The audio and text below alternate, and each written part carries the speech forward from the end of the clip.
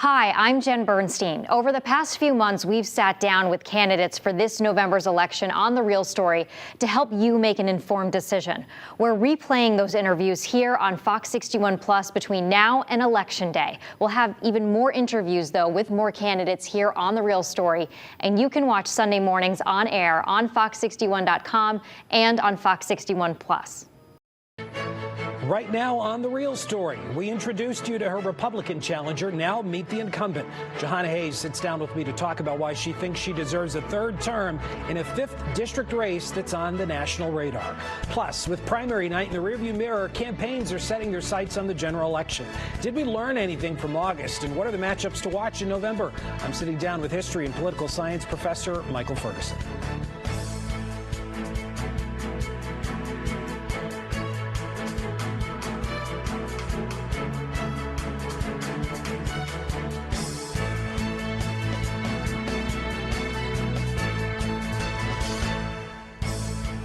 All right, good Sunday morning, everybody, and welcome to The Real Story. I'm Matt Caron. She's ahead in fundraising, but tied in the polls. With just about 90 days left, national party influencers are descending on Connecticut, both to try and keep the 5th district seat blue and to turn it red. I'm joined by now two-term incumbent Democratic Congresswoman Johanna Hayes. Johanna, I appreciate you being here. Good morning. Thanks so much for having me. Of course. So let's jump right in. This is sort of an exciting race. Let's talk about how close it is. In 2018, you won the 5th district with 56% of the vote, 55% in 2020, but your district has slightly favored Republicans when it comes to gubernatorial races, and recent polls done by some Republicans have it as a toss-up. But are you worried? Are you worried? Well, I think it's very important that you add recent Republican polls have it as a toss-up. I'm not worried because whether the polls are out there or not, my intention is always to work hard every single time to make sure that I communicate my message to the voters and my constituents. And I've delivered. You know, I've gotten some really significant wins in the last 4 years that I've been here, well, close to 4 years. So getting out and talking to people about that is what I plan to do. Well, like what? I mean, what's your elevator pitch to voters? Well, everything that I said I would do, I did. You know, historic investments in public education, food security. I'm the chair of nutrition oversight, and we have done some tremendous work on food security. There's going to be a White House conference on hunger for the first time in 50 years that I spearheaded. I have 8 pieces of legislation that was passed under 2 different presidents, just talking to people about having delivered on the promises that I made in 2018 and reminding them of that. Your opponent has tried to label you as a rubber stamp for President Biden. The website GovTrack has your political ideology among the top 10 most liberal House members. Are you too liberal for the 5th district, and how do you define yourself? Are you a progressive Democrat? Well, I vote exactly the way I promised people that I would vote on the issues that we talked about, on the issues that I ran on in 2018. I haven't strayed from those issues. So, no, I don't think I'm too liberal. My record matches what the people in this district have asked for. In the middle of this pandemic, I had people reaching out to me. My business is going to close. I can't have access to health care. My kids need, you know, I need mental health services, all of these different things, and that's the way I legislated. I think it's very important to note that while my Republican challenger often talks about percentages, he never talks about the actual votes. You know, the fact that I voted for the American Rescue Plan, I voted for the Infrastructure Investment and Jobs Act, I voted for the things that people in this district asked for. So I'm very proud of that record, and I stand by it. Johanna, as we sit here today, families across Connecticut, as you know, are trying to figure out how to pay for gas, food, prescription drugs, child care. Do Democrats bear any responsibility for the level of inflation that we're seeing here in Connecticut and across the country? And what do you think needs to be done to get it under control? Well, I think that we need to remember that we were in a global pandemic, and all of these things, the supply chain disruptions, everything, are not just affecting the United States and Democrats, it's around the world. But as an elected official, as leaders, absolutely, we bear some responsibility, and it's our job to address these issues. I think it's equally as important to note that When Democrats put up, price gouging for gas, Republicans voted against it. Just recently, this week we voted on the Inflation Reduction Act to negotiate the cost of prescription drugs. Republicans voted against that, and really have tried at every turn to obstruct that path. We Democrats have really operated in a way that is legislating directly towards what people need and not big corporations. But as an elected official, absolutely, my responsibility is to say, okay, how can I be a part of the solution, and what do we need to do from here? A very direct question for you. If President Biden chooses to run for re-election in 2024, will you be supporting him?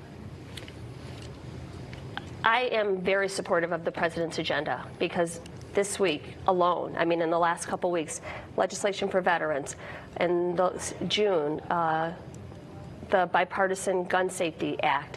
We just passed legislation to the CHIPS Act, the Inflation Reduction Act. So this president has had some amazing wins. In 2018, under Trump, we were supposed to get infrastructure passed, which was decades in the making. No one could get it done. So President Biden did get that done.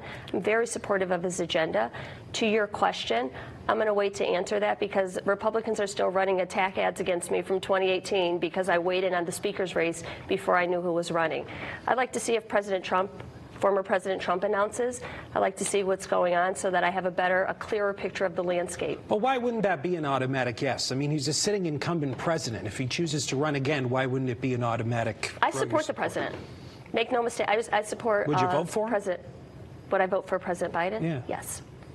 So you do support I have voted for him, and I would vote for him again. I'm supportive of the work that he's done. Okay. All right. I mentioned in the beginning how you were ahead of your opponent in fundraising. So speaking of money, when you first ran for office, you were very quick to renounce the influence of corporate political action committee contributions. But since then, you have accepted hundreds of thousands of dollars from corporate PACs, and I was wondering why. Well, when I ran in 2018, when I announced that I was running, I'd never run for public office, and I didn't realize that corporate PACs include teachers unions and employees who pay into good government funds like I did all my life. I'm a person who would have never been able to max out to a political campaign. So recognizing that this is money that comes from employers, it's tracked better. You know where it's coming from more so than you do some of these large donations. And notably, no Republican has ever, at least that I know of, has said, I'm not going to take corporate PAC money. So to try to run a campaign and run a race against... But you said it. You said it, and then you didn't do it. I didn't know about it. So I am very careful about where I take money from. So I take from employee unions. I take money from corporations, but it does not affect my voting in any way. Okay. Also, staying on the topic of money here, the Federal Election Commission records show that you've paid your children thousands of dollars over the course of your time in office using campaign funds. I should mention it's not illegal to do that so long as your family members are providing a legitimate service and the pay is of a fair market rate. So can you explain, what your kids do for your campaign, and are you at least worried about the perception of nepotism? Well, it's not illegal, and I'm not worried about the perception of nepotism because I have hired them to work on my campaign, and they have worked on my campaign. Everybody knows right now it's so difficult to hire campaign staff, and I have consistent staff who have worked on my campaign. My children have worked on it. This has been raised over and over again. I'm not worried about the perception because I haven't done anything wrong, and again, it doesn't affect my work in any way. It's not illegal. It's not anything that I ever have to be worried about. And I'm not the only elected official to have hired members of my family. It's prohibited on the official side, and I would never hire someone from my family on the official side. But again, it's not something that I'm worried about. Okay, I wanted to give you the opportunity to clarify something you said a couple of months ago. You explained why you think you got elected. And you said, and I quote, "There's this idea that the only reason I got elected is because white liberals felt super sorry and guilty and voted for me. So just give them any other African American and they'll vote for this person all the same." End quote. So, was that insulting to your constituents? Was that not the right quote? Well, it's quoted, but it's taken directly out of context. That was on a meeting, and I was sharing what was shared with me. So I was repeating what someone had said to me, and that's been said over and over again. It's been said publicly. It's been put in comments on my social media. And I was at I believe it was a Democrat meeting we were having, and I was repeating that. So that wasn't me describing how I got elected or why I got elected. That was said to me. The only reason you got elected is because you're a black woman in this district. Do you believe that? Absolutely not. I got elected because I did the work, because I continue to do the work, not once but twice. I've had 2 very successful campaigns. It's more than the color of my skin. It is me having the lived experience, having walked in the same shoes as many of my constituents, caring about the issues and working for those issues. I got elected because I did the work. But as far as the part where you said putting up some other African American, you were referring to your opponent, George Logan. Were you reducing him to a racial identity? Absolutely not. What was that sentence for then? I was repeating, like I just said, I was repeating what was said to me. All right, what do you think can be done as far as education goes? Because we're about to start a new school year. There's a lot of apprehension, first of all, because of COVID, and second of all, because we've seen a lot of high-profile mass shootings here in the United States. So what's your message to students and teachers as we head back for a new school year? Well, Democrats made the biggest investment in education that we've seen almost in history. Connecticut received over $1 billion specifically for education, so providing the resources and the wraparound services so that school districts can do the work that they need to do. But also supporting our teachers, making sure educators have what they need in order to go back in the classrooms and stand in front of kids. As far as mass shootings, I think, again, I have introduced legislation to just identify what a mass shooting is so that the CDC can begin to track and research it, which has been rejected by Republicans. Any conversation about helping to make kids safe in schools is rejected. I have been firm in my commitment and voted for it over and over again to reduce the incidences of school-based violence and make sure that kids feel safe in schools. What do you think can be done to make up for not only the learning loss that we've seen, but the real and measurable social and emotional damage that was done? Well, I think that's part of the work that we've already done. So we have made investments for tutoring, for wraparound services, for summer programs, for after-school programs, for healthy meals, for mental health. Mental health services for kids. So all of those things, when we talk about schools and what it takes for kids to be successful in schools, it's a combination of everything. It's the intersection of having safe housing, their parents being secure, it's kids having a healthy meal, it's childcare, all of the things that families need that we have delivered on, and that's what I'm going to remind the voters of. That's what I'm going to talk to people about. It's not just about the physical structure of what happens in a school building. It's making sure that when kids show up to school, they're ready to learn. And 2 quick hitters for you because we're running out of time. Who's the person in your life who you admire the most?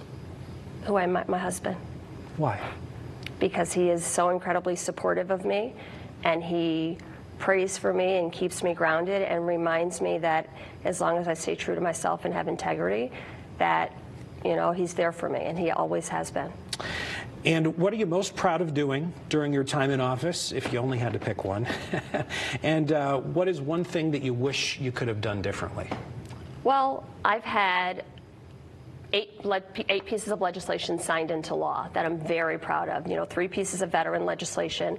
I just had the Access to Baby Formula Act passed in record time, under 2 weeks, had legislation from drafting it to having it on the president's desk for signature.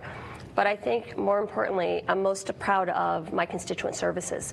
I have people who have never reached out to their congressperson who call my office and they feel like they have access to this process that they feel like they were locked out of. That was very important to me, to make sure that everybody in all 41 towns felt like they were represented and not just a small majority, in some high turnout communities. So that, I think, is what I'm most proud of. When I go to the grocery store, when I'm walking, in downtown Waterbury, and people say, I reached out to your office, I didn't know who else to call, and I was able to get help. That I think is why I went to Congress, and that's why I think I deserve to stay here. Congresswoman Jahana Hayes running for re-election for a third term here in the 5th District. I appreciate you coming on. Thanks very much. All right, coming up next on The Real Story, breaking down the bitter battles ahead as the campaigns set their sights on November. What did we learn from the primaries, and what influence will the national political climate have on the big races? I'm sitting down with a political science expert.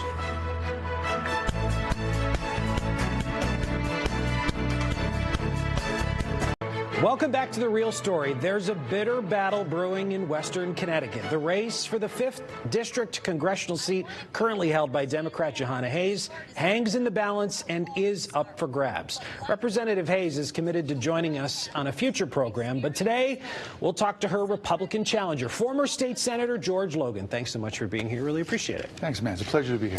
All right, so let's jump right in here. Pollsters, pundits have officially put the 5th District race in the toss-up column. But the last time that a Republican won the seat was back in 2004. For nearly 16 years, Connecticut's entire congressional delegation has really been controlled by Democrats. So what makes you think that you're the candidate and now is the time? Well, I think the residents, the voters of the 5th Congressional District are tired of the status quo. They want a change. They want to see something different. And we know we're not going to get that under the current one-party rule here in Connecticut and in Washington. The Biden, Harris, Pelosi administration, backed by my opponent, has done a number, with our nation. We're looking at affordability is that major problem for many families and individuals in the district, and things like gas prices and baby formula are an issue. So there are many issues that I just believe, and the folks in the district believe, are not being handled by the incumbent. All right, money is not everything, but in political campaigns, it's pretty important. At last check, Representative Hayes is outpacing you in fundraising by 3 to 1. So, I mean, can you stay financially competitive? Yeah, absolutely. First of all, we have lots of momentum in the district. Folks are very excited about this campaign. We have lots of folks in the district contributing to the campaign. We have raised about $500,000, which is significant. And we're getting a lot of support throughout Connecticut, but actually nationally as well. There are a number of groups out there that are showing an interest in the race, and we're hopeful that we'll receive more support as we head towards this long home stretch, and I am confident that we will have the resources to get our message out. Democrats have criticized you, saying that you don't even live in the 5th District. It's my understanding that you have lived in Ansonia for decades, which is the 3rd District, of course, and you're renting a home which is owned by your uncle in Meriden. So will you commit to making the 5th District your permanent residence? It is my permanent residence now, and it will continue to be. My uncle, John, he doesn't live in the home. He lives in Florida, so I am renting the house. And I have multiple properties as well, but we are fully committed to Meriden and to the 5th Congressional District. That is really not an issue at all. I want to explore your stance on some issues. Let's get into those issues. Sure. And I want to look at your voting record as a state senator for a little bit. So first, the issue of guns. Sure. We've seen a rise in mass shootings and, of course, live in the state where Sandy Hook happened. When you were in the state Senate, you voted against banning bump stocks and against a bill that would have prohibited guns from being stored in unlocked vehicles.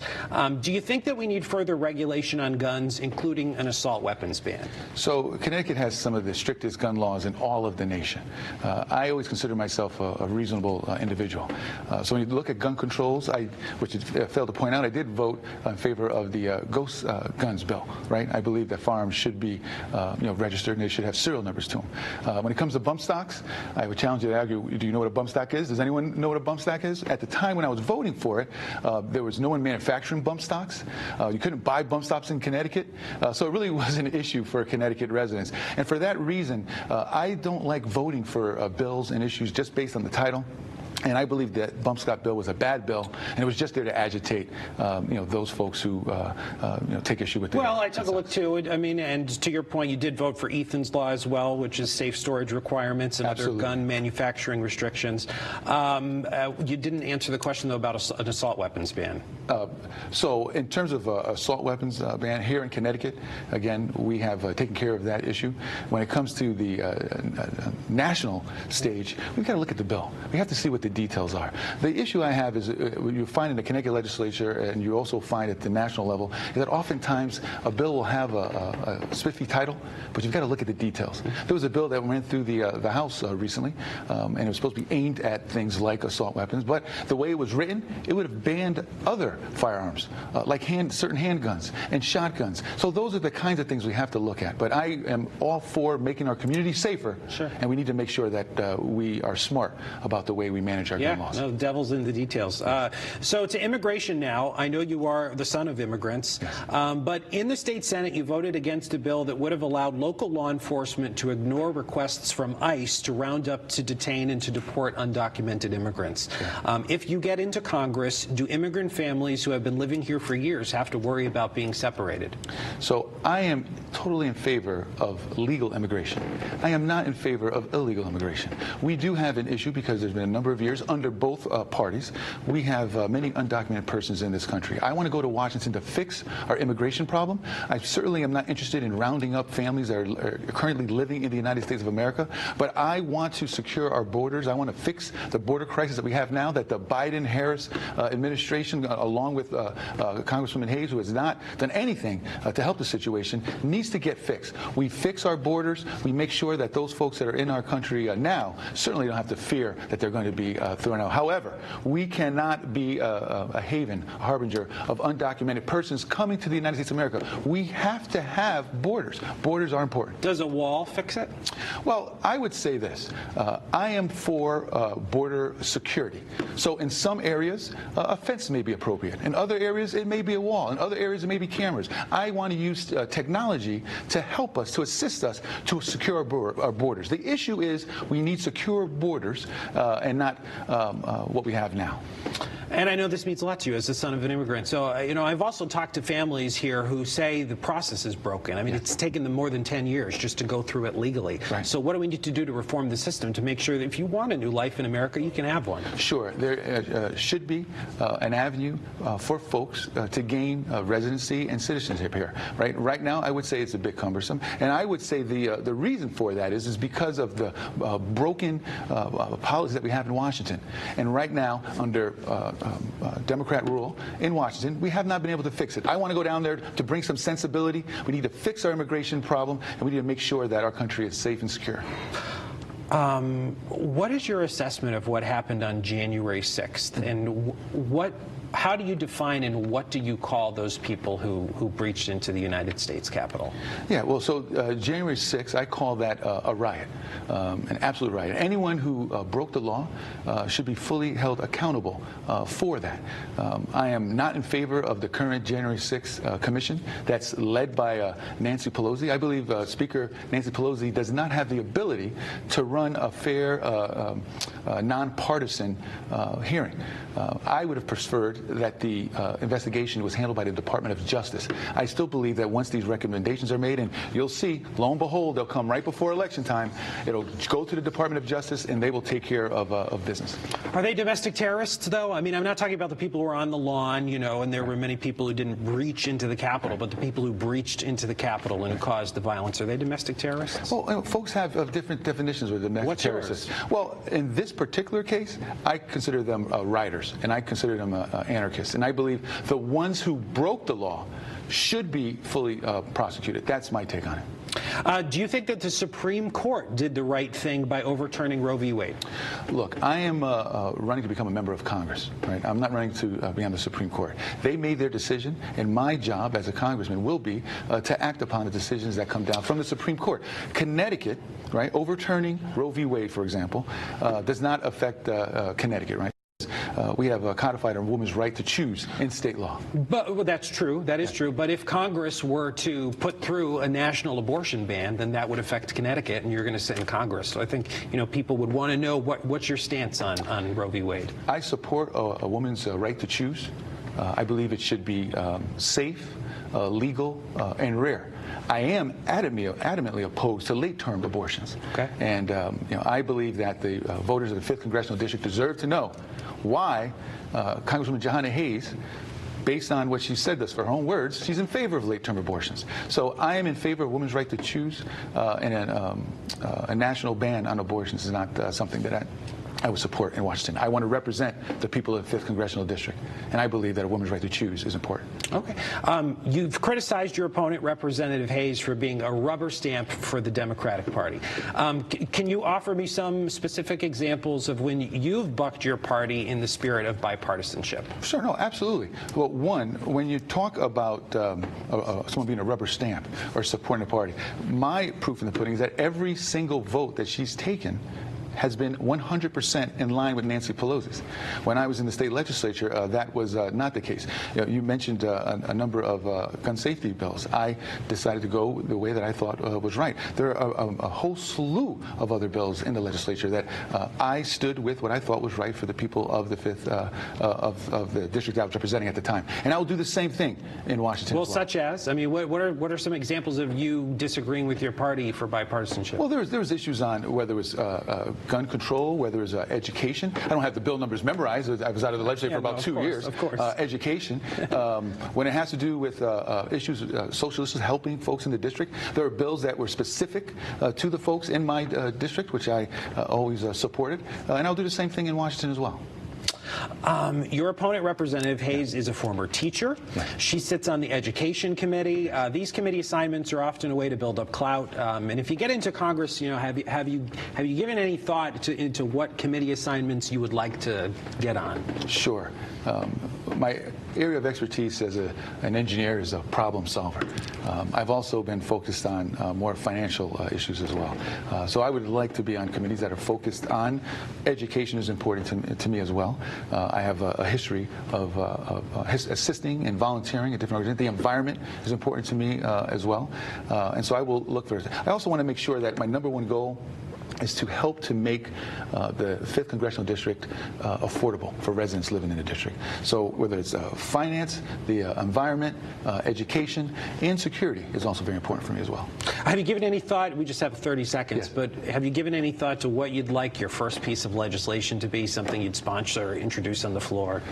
I've looked at a number of different things, right? But, you know, it's so dynamic, right? Yeah. The changing national tenor in terms of what is the priority and what's happening now. I will remain focused on those areas that I mentioned to you: affordability, security, education, and the environment. Those are the areas I'm going to focus on, and I will do my best to be a voice, a loud voice, more so than what we have now with our current incumbent.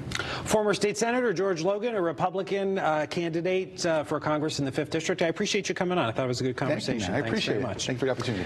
All right, and thank you for joining us on The Real Story. Remember, you can catch our interviews in full on our website, fox61.com, or download the free Fox 61 News app. We'll see you back here next Sunday, 10 a.m. Have a great day.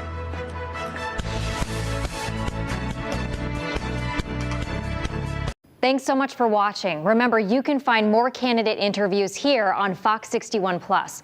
Join us election night for full coverage of all the state races.